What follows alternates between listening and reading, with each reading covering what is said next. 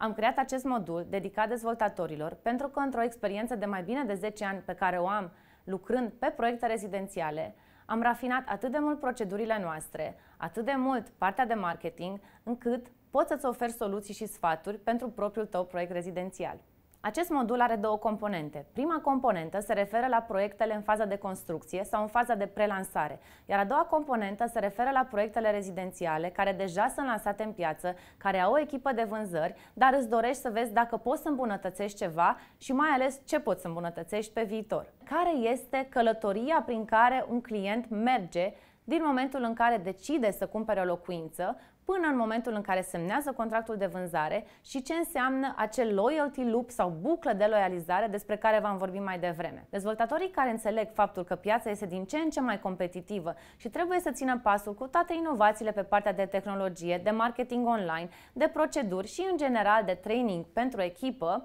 sunt cei care vor fi întotdeauna în fața celorlalți care trăiesc într-o zonă de confort și care cred că vor vinde la fel de bine pentru totdeauna.